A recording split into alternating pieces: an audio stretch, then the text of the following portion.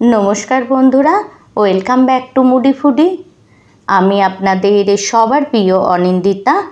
आज आपनादेर साथे शेयर करब सर्षे इलिशेर रेसिपि।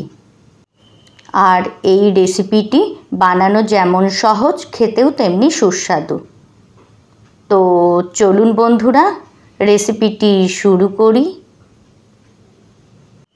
तो सबार प्रथम सर्षे इलिश बानाबार जोन्नो आमी 1 टीस्पून कालो सर्षेके भालो करे वाश करे आध घंटा भिजिए रेखे दिएछिलाम। एखन एटिके जल झरिए आमी मिक्सार ग्राइंडारे दिए देब।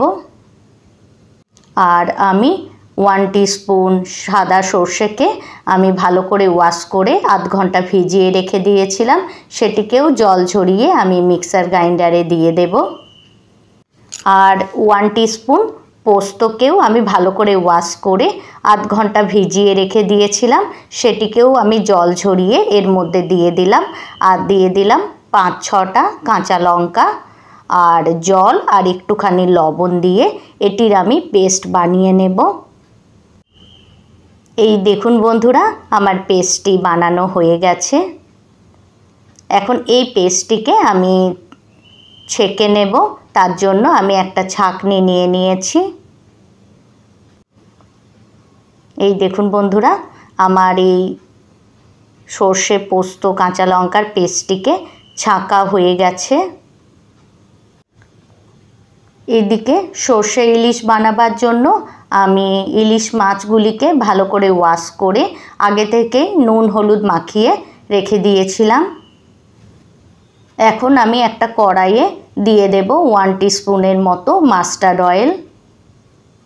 এখন অয়েল একটু গরম হলে আমি এর মধ্যে দেব 1/2 टीस्पून কালো জিরে।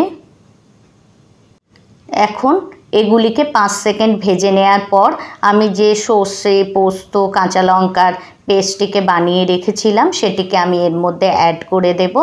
আর অ্যাড করব 1 टीस्पून হলুদ গুঁড়ো আর স্বাদ অনুযায়ী লবণ।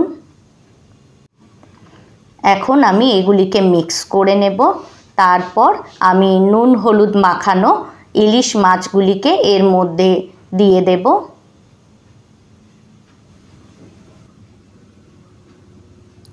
তারপর এটিকে ঢাকা দিয়ে মিডিয়াম ফ্লেমে আমি 10 মিনিট রেখে দেব।